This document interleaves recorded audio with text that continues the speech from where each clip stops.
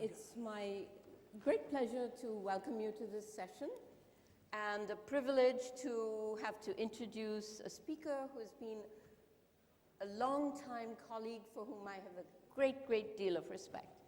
So Partha, I'm delighted to be introducing you. Thank you. Partha Mitter has an honorary DLit from London University through the Courtauld Institute. He has been teaching for many years at Sussex University, where he now is Professor Emeritus. He has held fellowships at all major institutions and done some extraordinary works.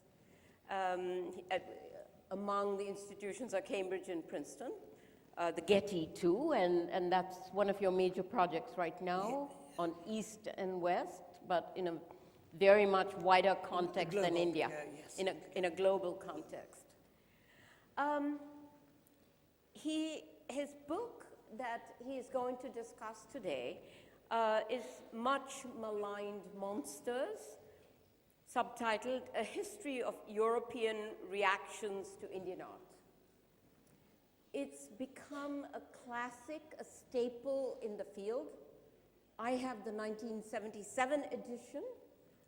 It has gone through a second edition in the 1990s, and most recently republished in 2013 with a new preface and a new introduction to bring things into current ways of thinking.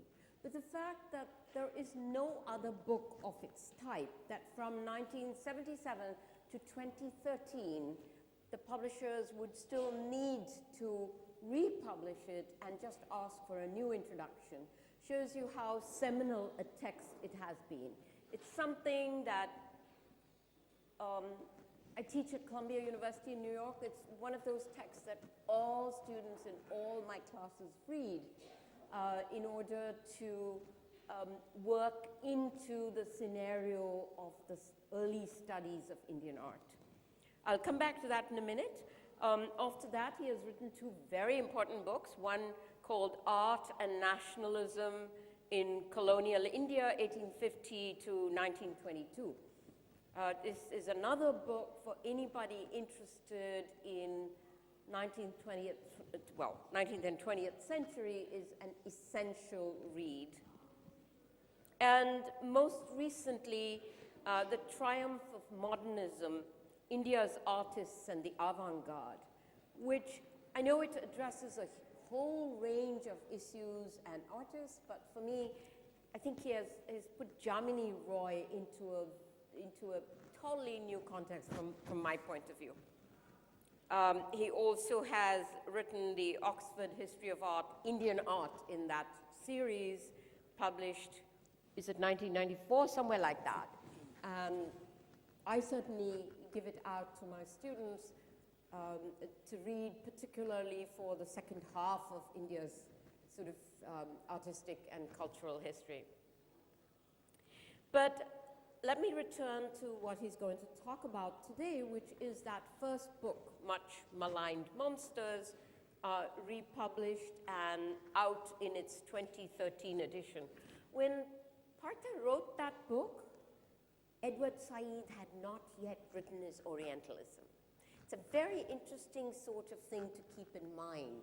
Orientalism and everything that came with it was yet to come. So in many ways, Partha was anticipating that type of work, and of course he restricted it to India and early European reactions to early Indian art. And if one looks very briefly at that, there is people like Ferguson, who works on Indian architecture, postulated the fact that Buddhist art was the prime high point and that everything after that was a steady decline downwards. That was the thing. In sculpture, there was a reluctance to look at sculpture because it was thought of as idolatry. It was the Victorian sort of terminology that applied in those days. And it was the height of sculpture, again, was supposed to be the Gandharan art, the Greco-Buddhist period was considered to be the prime, and everything after that, particularly all Hindu sculpture, was a decline. And the much maligned monsters that he wrote about were, of course, the Hindu gods with multiple arms, sometimes with multiple heads. And the influence that that book has, and the continuing importance that it has today for anybody starting to seriously study the artistic tradition of India, can't be overestimated. So it was a great pleasure. I've just come across the book with its 2013 introduction. And in that introduction, which I think he will be speaking about himself, so I won't say much about it, except to say that he is talking about how there's still a need for the Western canon to be dropped. I mean, I still say this to all my students too. Let's forget the Western canon and the Western standards. Indian art never tried to reproduce nature or what people actually look like. It had a different sort of aim in mind. And it is when you judge it by Western standards that everything falls apart. And Partha's book helps to put that whole thing into context. And so I'm delighted to be able to introduce him, and I look forward very much to hearing him put this material into the context of 2013. Partha. Thank you, Vidya. Can you hear me clearly? Not too clearly. How should we adjust? Maybe they can. Can you hear me now? Yes. Okay. Many thanks, Vidya, for such a warm and gracious introduction. It's a great pleasure to be invited to the Jaipur Literary Festival. Warmest thanks to the organizers, William Dalrymple, Namita Gokhale, and Sanjay Ray. But for me, it's also a rather special pleasure. This year, after many, many years, marks the 36th birthday of the publication of my first work, Maligned Monsters, which Vidya introduced just now, which was brought out by the Clarendon Press, Oxford in 1977. OUP India, which celebrates 100 years of publishing, took the bold step, I think, to bring out a new edition of the book, which you see here. I hope some of you, if you haven't read it, will feel interested enough to read it. Now, way back in 1978, as you mentioned, some 6 months, more than 6 months after Maligned Monster, Edward Said's challenging work, Orientalism, made its debut. Then, of course, a succession of critical works followed that dissected with single-minded attention racial and cultural stereotyping of non-Western peoples in colonial writings. The new subject, it's very well known now, then called critical theory, ignited a lively debate on the privileged position of the European Enlightenment. Now, my own contribution to this debate has been not only to trace misrepresentations of Hindu art throughout history, very important, a very specific subject, but also to challenge the validity of applying Western norms for appreciating not only Indian art, I think any non-Western artistic tradition. That's also being now a much more a kind of agenda in a lot of the kind of global studies. Let me begin at the beginning, as it were. Consolidation of British rule in India opened the way for archaeologists, European archaeologists first, to document Indian monuments methodically and comprehensively. This, of course, provided the essential sources for the construction of Indian art history. Now, there's no doubt, and we're all grateful, that colonial documentation was impressive. But it's interesting, the same time in the 19th century, aesthetic appreciation remained inadequate, fragmented, and deeply saturated with European rules of taste. Let me start with the machine. I'm never very happy with machines, but let me start. Yes, I think I can Yeah. see it here. Yeah. Now, why? Now, I was just going to say, it has been the problem, but then your exhibition with of Chola was absolutely wonderful at the Royal Academy, and European friends who had never really looked at Indian art, where they were really very impressed. So that was a great plus point, and it's happening slowly, very slowly, not really as we wanted. So going back to colonial history, the colonial art historian Vincent Smith, I think he was ICS, could thus write that Hindu art enjoyed a respectable second rank among world's art, but could hardly compare with the perfection of a Greek Apollo. I think I've got, yes. Yes, you do. Or Aphrodite.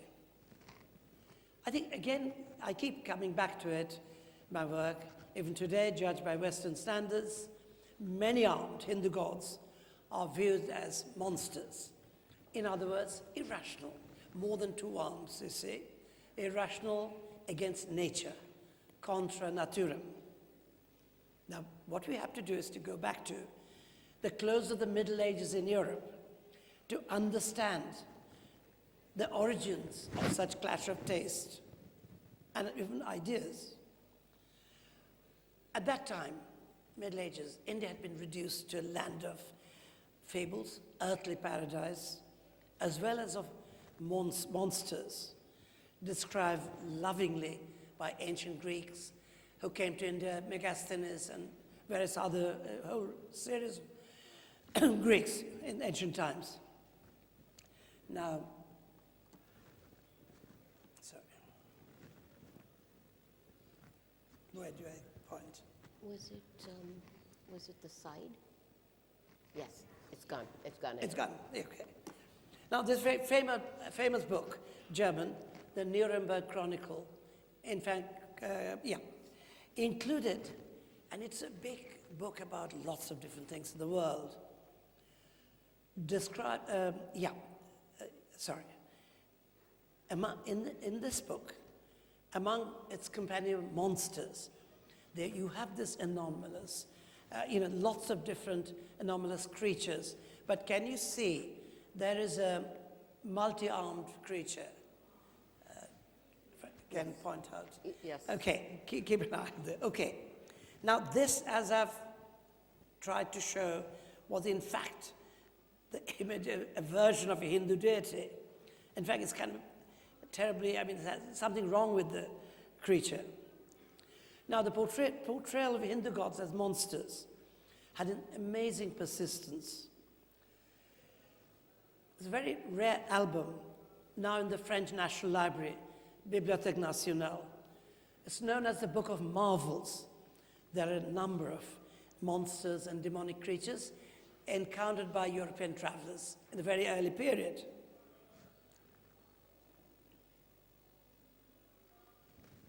No, the side, I think. Yeah. Is this good? Yeah. Do I point probably that direction? Let's try anyway. Now, this, as you see, I think on your left, I take it,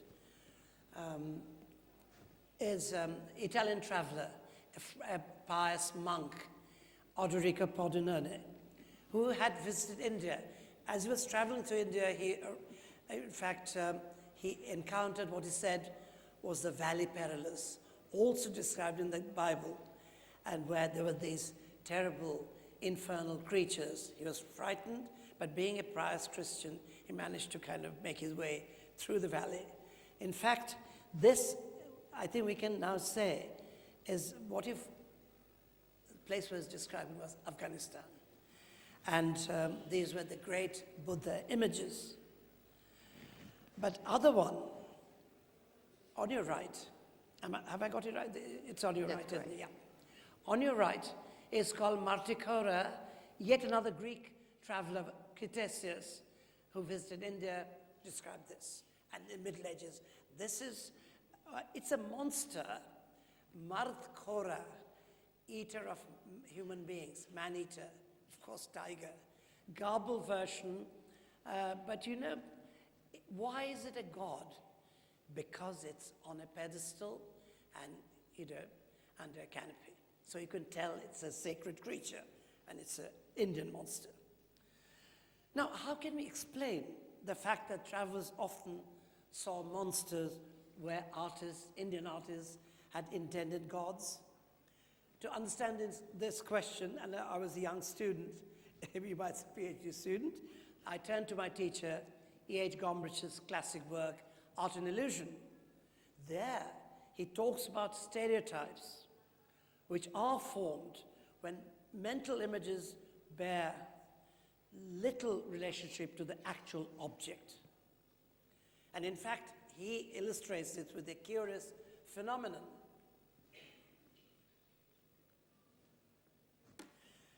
Same Nuremberg Chronicle, and it sought to give the readers an idea of the different cities of the world. You see, here's Damascus and also Mantua. One is in Europe, other one is Middle East, Arab world. Now, unless we're prepared to believe all these diverse cities looked alike, I think we need to explain the phenomenon, what's going on. What the artist is doing is selecting from a storehouse of stereotypes an appropriate cliche for a city. And in fact, this was the cliche for Nuremberg. And he applies it to all these cities, totally unknown to himself and his readers. They hadn't traveled. Now, this is the medieval tendency of using pre-existing schema or as a mindset, if you like, for an extreme expression of a universal principle. Whenever, and this is actually, scientists have talked about this, whenever we attempt to understand something unknown, we have to go from the known to the unknown, because human mind can only process external information by classifying it under a known category. Little drawers you have, put them there and bring out one. Now these stereotypes of monsters, of course, fill the pages of travel accounts and masquerade as Indian gods. But the roots of such stereotypes are to be found, of course, not only in the medieval period, but in fact, the Greco-Roman tradition, the Middle Ages in Europe had inherited from antiquity. So when the first travelers published descriptions of Hindu gods, which they claimed they saw during their visit to India, interestingly, they preferred to quote what they had read in Pliny, the younger, rather than trust their own sight. Now, of course, once Europeans began to travel abroad, they couldn't ride through from the end of the Roman Empire down to the end of the Middle Ages. The whole thing was blocked up by Arab civilization, great Islamic civilizations.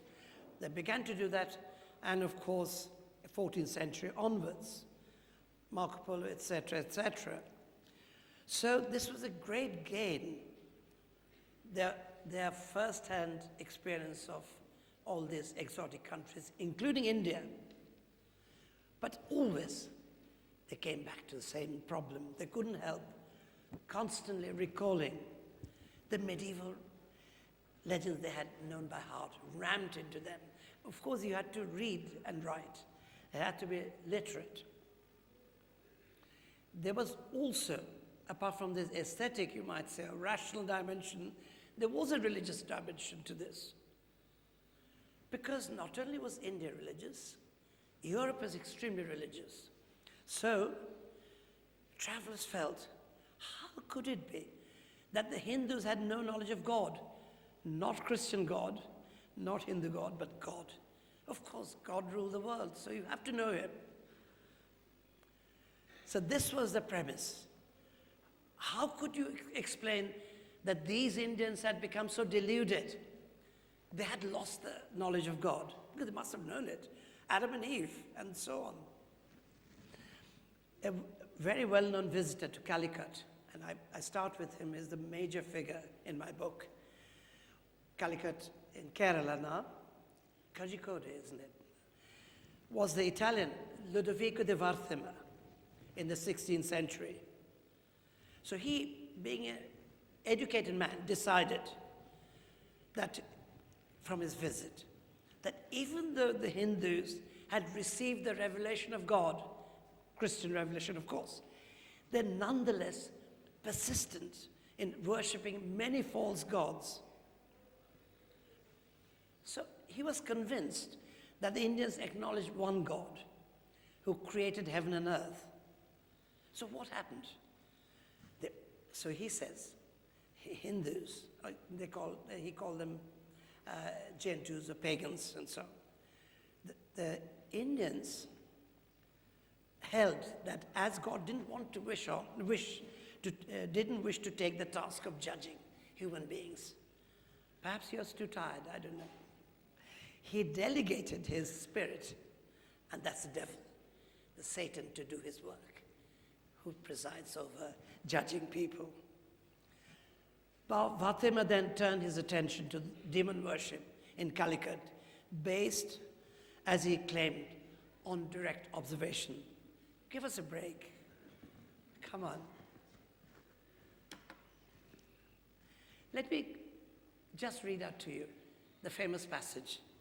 I hope it's become quite well known now. He says, and this is the royal chapel of the King of Calicut. In the midst of the chapel of the King of Calicut sits a devil, you see there.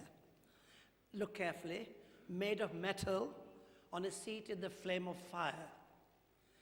You see, he has 4 horns, 4 teeth, large teeth, and wears a triple crown like that worn by the Pope, and most terrible eyes. The said devil holds a soul in his mouth, you see, and with the right hand, and with the other seizes a soul by the waist to devour them. It's a real kind of interesting punishment, I suppose. In my book, I've shown that this is no Hindu god, but really a conflation of different images and ideas of Antichrist, the devil, Satan, in the Middle Ages. My question is, if, as Varthema claims, and he had claimed that he had visited the King of Calicut's chapel, why did he use medieval stereotypes to describe a Hindu god? Again, to repeat, he wished to translate a strange and familiar image into a language readily understood by his contemporaries. And don't forget, at this time, knowledge about Hindu religion and iconography was rudimentary. So Varthema had, of necessity, to fall back upon his inherited values. And of course these values were decided by his Christian background, which considered all non-Christian religions as devil-inspired. We shall see a bit of this. Now, Varthema's illustrator, very interesting artist, Jörg Breu of Augsburg, knew at once what the traveler was talking about. So he used, as you see, what happened? Sorry. He knew what he was talking about. So he takes several traditions from his own armory. Now, when you see on your left, the great towering figure of Satan devouring sinners, while his attendant creatures torture the damned. This is, in fact, it must remind us of this great fresco, very, very well known to pilgrims in medieval, not in Italy, Europe, of the painter Francesco Traini, and his painting of this great image of the devil, in the Camposanto in Pisa. Now, there are other things. The 3 crowns, what do they mean? They do refer to the tradition of popes in hell. Then this was the beginning of also Reformation. Popes were being consigned to hell by writers, if not in real life, I don't know. Even before that, there's a very famous case of the great Italian poet Dante talking about popes in hell. He meets awful, wicked popes in hell. So this is known. But also, this kind of play on numbers, 3 crowns, 4 teeth, and 4 horns. They really play on numbers and suggest, on your right, the famous dragon of the apocalypse in the great book of Revelation, when the world will end, the end of the millennium, and all these different creatures, monsters, often from the east, would rise up. In fact, the dragon does represent pagan empires of the East, not India, but more Middle East. Vatima really set the tradition. That's what I claimed, and I think I tried to prove it, of demon worship in India. A tradition haunted the Western imagination well down into the 17th century. I'll just give you a couple of examples. Okay, let me go on to, the Dutchman, H. van Linschoten, who stayed briefly in India at the end of the 16th century. He was a Catholic. In Holland, there were a lot of Catholics those days. He was part of the dreadful Inquisition, which was brought to go by the Portuguese. Linschoten conceded that the Hindus acknowledged one God, but he then said this was perverted by the devil and devil worship. But predictably, his description of Hindu gods, he turned again to Vatima's famous image. You see, if I can show you, the left would be the image of the Hindu god, and I'm coming to it now, what it means. And on the right, I think, is an image of a mosque. Okay. Now, Vatima's description was also used by Linschoten's engraver, Baptista a Deuticum. And he placed the monster in the actual setting of the temple at Elephanta. It's very interesting that that was very important in a monument known to the Portuguese. And let me just say, finally, Linschoten offered the prayer that God grant Hindus enlightenment, because they, he says quite graciously, I quote, they are like us in all other respects, made after God's image, and he will release them from Satan's bondage, end quote. This is perhaps a bit rather sorry story, but that's not the only one, the most important until the 17th century. But there is an alternative tradition that paved the way for a more objective study of Hinduism. Now that is something the tradition belonged to, very interesting. Italians or those who were influenced by the Renaissance, you see, the new interest in different religions of the world, comparative religion, drew upon European classical framework to explain Hinduism. The Renaissance humanist circle of intellectuals and collectors of exotic objects expressed a genuine interest in other religions. One of them, the mythographer Lorenzo Pinoria, was involved with this circle, and there was a Frenchman, Nicolas Charles Fabry de Perez. But in 1615, a very important thing happened. Pinoria decided to republish a very important classic, Images of the Gods. It was written by Vincenzo Cartari in Italian. So Pinoria, when he published his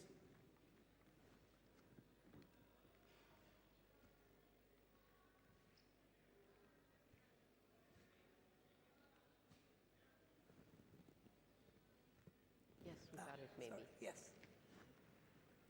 When he published this book, for the first time, he included a Hindu god, not as a monster, but based on authentic sources. In fact, this is, as you can see on your right, is our god Ganesha. Pinora traced the origins of this god Ganesha, in fact, in Egyptian image worship or idolatry. His circle of these intellectuals wanted to formulate a universal theory of religion by comparative study of all non-Christian religions. Christianity is separate, but that's perfect. But the other ones, at least they dare not say that Christianity wasn't perfect. These were intellectuals, but they had to fear the church. But anyway, they all traced these non-Christian religions back to ancient Egypt. So what you see here is Ganesha. On your left is a composite image. Two distinct sources were used, and this is based on the information regularly sent from Portuguese Goa by the Jesuits. They were very powerful there, and they began to collect information about Hinduism, although of course they wanted to refute this religion. So, one was the description of the god Ganesha, and the other actually was the mention of Elephanta, the great Mahishamurti. Now, that is seen as 3 heads. In fact, it's 4, or as Taylor Crampridge once said, it was 5. But only visible 3 heads. And what happened was, so this one became known as Hindu Trinity. Okay. This is actually probably the most, I think I've got it. Oh yes, it's always going off. Just a second. Coming off. Can this, oh yes, sorry, yes. Yes. So most famous single Indian monument in Europe since the 16th century. The Renaissance scholar Francis Yates had shown that the interest of the Renaissance in the light from the East, ex-Oriental looks, Egyptian hieroglyphs, Chaldean astrology, and Indian Brahmins who were called gymnosophists or naked philosophers. I think they must have, the early travelers mistaken the Digambara sect with the Brahmins, but anyway, these came from. And they're all very wise. So pagan wisdom, anticipating Christ's revelation. So what you see here, a lot of the humanists of the Renaissance were very ambivalent about other religions. They found them attractive, but they couldn't say so often. So they began to study them. So I come to 17th century, the final turning point. Now, the changing cultural climate also affected Christian missionaries, and that brought an end to the monster stereotype. The most famous work in this genre is the Dutch pastor who was in South India, Abraham Roherius's posthumous work, The Open Door to the Mysteries of Paganism, which is Hinduism, published in Amsterdam in 1651. This had a profound effect on the West, among Western intellectuals, and in representations of other cultures. The Dutchman didn't see his work. He died before that, the really triumphant reception. But he should have felt satisfied. Nothing better expresses the elation of having at last cracked the secret code, as it were, of pagan mysteries than Roherius's title, The Open Door. So the book is full of scientific and objective inquiry, a painstaking investigation of Hindu doctrines and practices. It also had the translation of Bhartrihari, a genuine major Sanskrit text, translated by Brahmin convert Padmanabha. But when you see also the title page,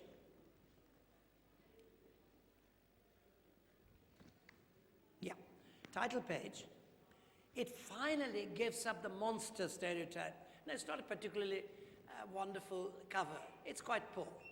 But nonetheless, it's no longer based on monster stereotype. Now, this publishing trend continued with Philip Baldeus's A True and Exact Description of the Celebrated Coast of Malabar and Coromandel. This text of Baldeus gives very full and sober views of Hinduism. Baldeus claimed let me go to that.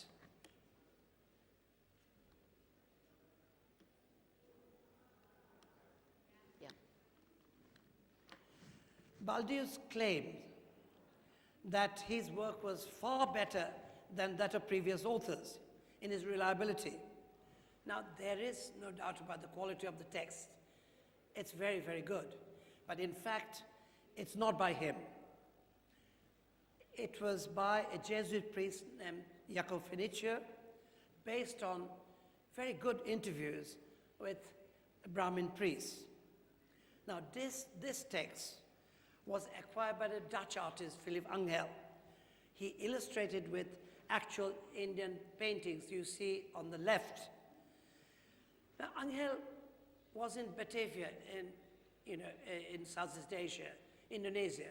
Now, he wanted to, as it were, curry favor with the governor. So he gave this present as a present to the governor. Baldeus immediately took it and published his own name. Very much reminds us of our present day practices among people. Anyway, now, this is, of course, famous battle scene from the Ramayana. Ravana with Rama and Lakshmana fighting. And what you see here is, on your left is an Indian painting, transformed, reinterpreted, in a European way by Baldeus's illustrator. Let me now bring the talk to a close by considering the most ambitious work in this period on idolatry. China Illustrata, China Illustrated, published by the papal librarian Athanasius Kircher in 1667. Possibly the greatest polymath in history. Kircher belonged also to Penurious circle. You saw the images of the gods. And he also believed, as a comparative mythologist, to trace the origins of all religions back to Egypt. He was in fact obsessed with Egypt. So he believed in cultural diffusionism, origins of all cultures in one source. That, of course, is the biblical source center. But he had this encyclopedic learning and superhuman industry, but with a slight lack of common sense. And it's been often ridiculed. But since I wrote the book, I was very happy to find that lots of people had been working on Kircher and found a lot of very interesting aspects, including he was probably the first one to discover cuneiform and things like that. So it was a great mind in some ways. Anyway, what I want to tell you that he wanted to make sense of Hinduism and non-Christian religion rather than dismissing them as a force of darkness.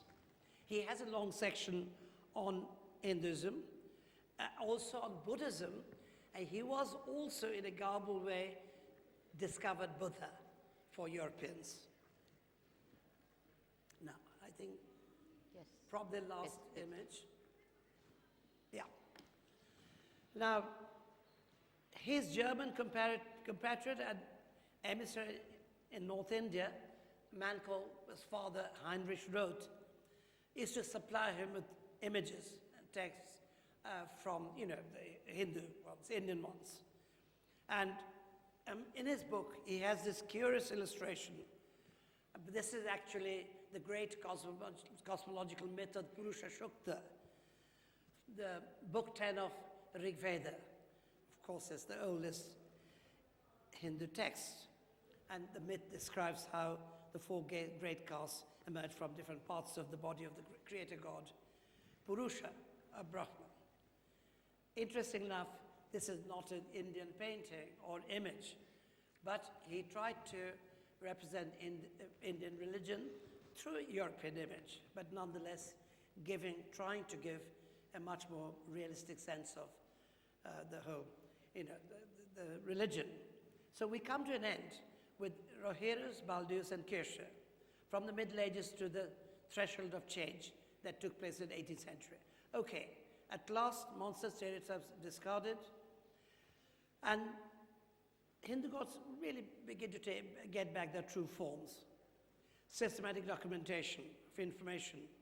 But as I've said, this was 19th century, very important. And you mentioned, Ferguson. Again, all these people still had these mental sets. So let me end on a pessimistic note. In the great English critic John Ruskin's words about Indian art, it is quite true that the art of India is delicate and refined, but it has one curious character, distinguishing it from all other art of equal merit in design. It never represents natural fact. It will not draw a man, but an 8-armed monster. It will not draw a flower, but only a spiral or a zigzag. End quote.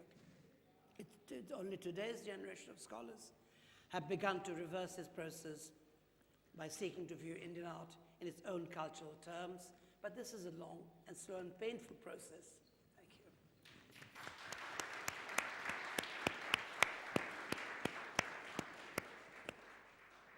We'll be happy to take questions from the floor. A couple of mics. Yes, please. Thank you, Professor. It's a fascinating talk.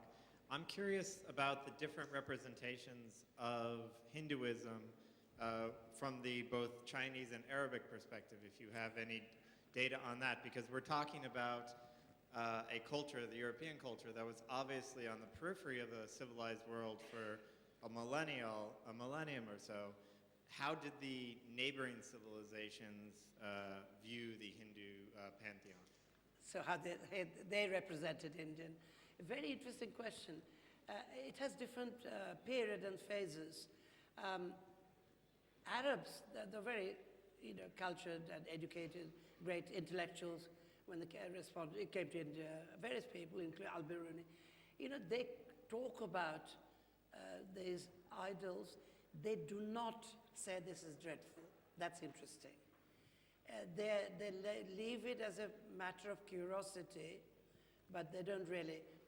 Interesting enough, a lot of the old remains, let's say Buddhist remains, not necessarily figure, but yes, with columns, they were reused by, for instance, Turco-Afghan rulers, and there have been cases of, but they did, what little I've read, they didn't seem to have the same problem.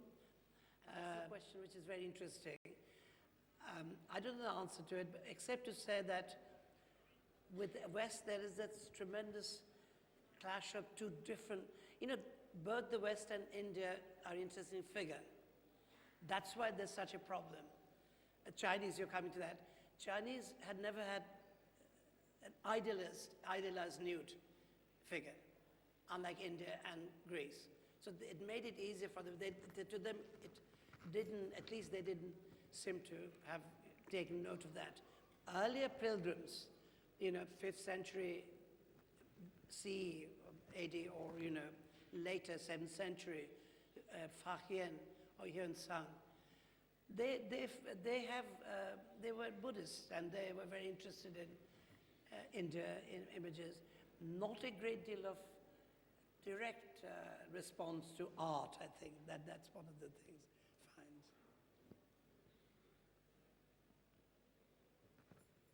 Other questions?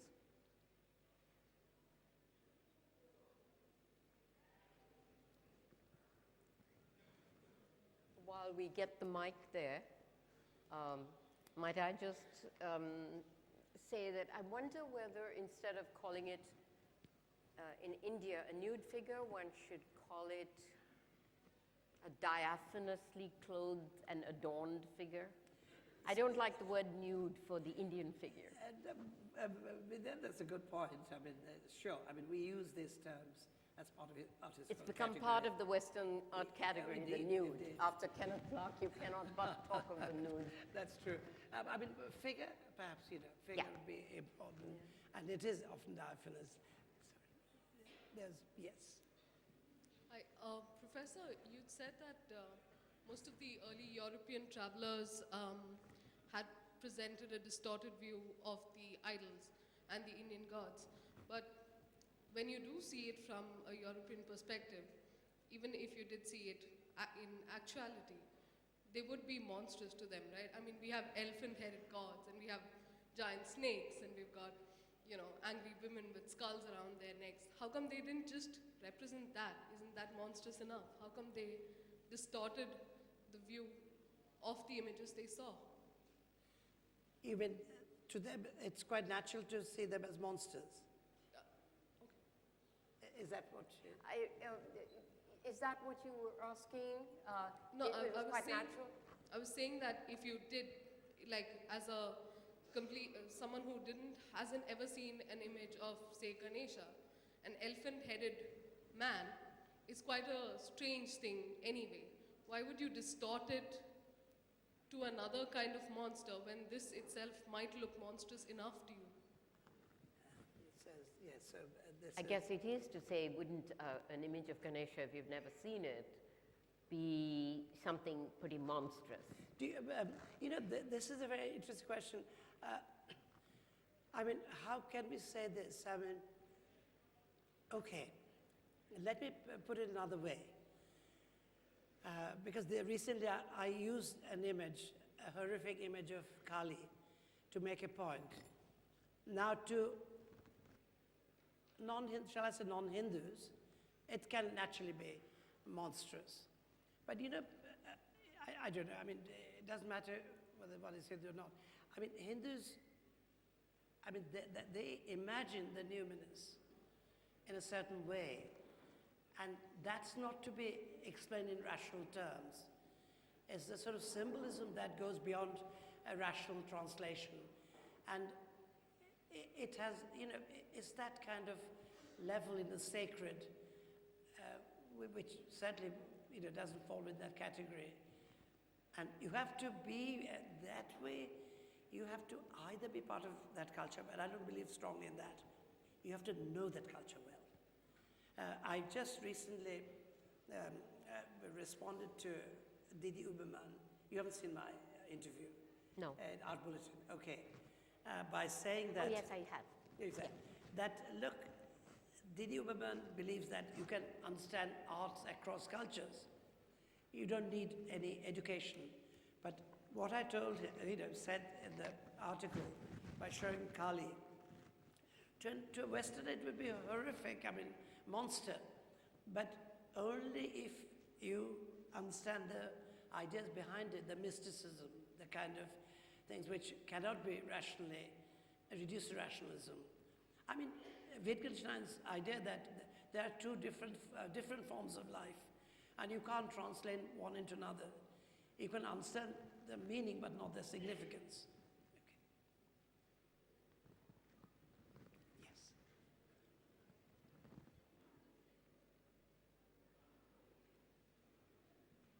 Thank you, Dr. It's been a very interesting talk. I personally am studying symbology of Vaishnavism and looking at the symbols of Vishnu and trying to understand the historical origins of these symbols. And I was just curious as to your own opinion regarding some of the features of the deities that you may have studied in more detail than I have. Sounds like Kali and Ganesh in particular sound to be more what you're focusing and talking on. I'm curious about your own opinion regarding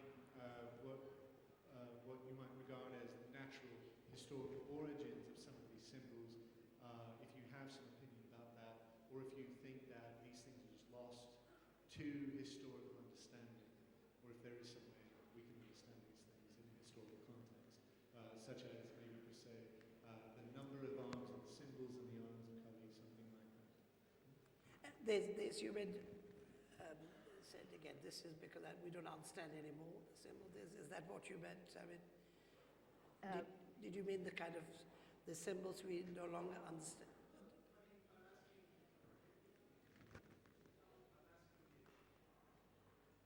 If you may have an example of a few symbols that you've looked into the natural history of, and you may have some opinion regarding where these things originated, how these symbols came into prominence or came into association with a particular deity. How these symbols came into existence? Yes. I mean, do you have opinions regarding these things in terms of a historical natural process? Because it sounds like you were earlier in the talk you were discussing the European tendency to say that there is these unnatural sort of symbols. And so is it possible to naturalize these symbols, to place them within a historical context? Okay. I'm saying to Europeans it was irrational and unnatural, but not to Indians. So, yeah, so is it possible to say, what was the second part? I mean, what?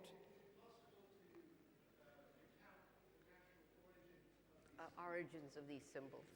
But you know, that's shrouded in, I mean, this is a field of study that's very complex. I mean, there are various people who have tried to do this. I mean, I suppose Zimmer and others. I mean, we can take specific cases where we can try and think.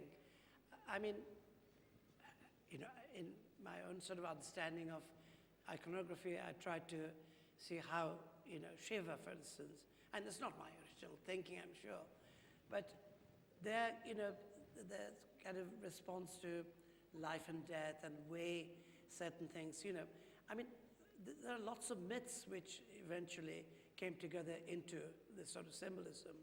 But when they kind of gel, the whole composite thing, it becomes a one-to-one relationship with the devotee, do you think? And does that make sense? I mean, historically, we can certainly go back to understanding, say yes. But we need to, sure, I mean, it's the evolution of symbols. I mean, there have been a lot of studies of that. Oh, I was just thinking, I mean, Jung did some of it. What would you say, Zimmer? Yeah, and Zimmer. yes, there's a lot of interesting works trying to understand. But we might also go beyond idealism to think of more indigenous explanations. Are you asking whether, you said you were in Vaishnavism, are you asking about things like why is the Shalagrama associated with Vishnu, or why is there the Srivatsa emblem? Is that the sort of thing you're asking? Yes, well, I guess those are so ancient that they're sort of lost into logical thinking. They seem to be already stated, and nobody quite seems to know why it is associated. So it still does remain a mystery, I think. I mean, phallic symbolism of Shiva, you can see a lot of different aspects, you know, fertility. But you see, what I believe, I mean, in my second chapter I talk about this, that you might have this kernel of fertility, sexuality, you know, a whole lot of things. But when they come together to create sort of certain mystical, you know, religions, you don't have those anymore, you know, because I do believe this has been studied by people, including Gombrich. There are different kinds of symbolism, something that can be translated readily into rational language, which the 19th century Victorians always liked doing. But there are other symbols which work on different levels. And so you could go back to that, sure. But then once they become part of a big, really major cult, I mean, the Devi or the Shakti, again, a very complex series of, you know, not only myths, but the way the whole, you might call it ideology, the discourse, very, very interesting, that goes beyond the kind of earlier ingredients. Any further questions? Yes. There's Kelly. one behind them. It's not really a question, it's a comment on Ruskin's quote. He describes, as you said, Indian art as fragile and intricate. Is that what his quote was? I mean, it seems to me that that's on the one hand arrogant and condescending, and on the other hand, kind of a reflection of his insecurity about, you know, the canon of Western art. Would you? The comment by Ruskin. No, Kelly, please say it again. I'm having The comment by Ruskin.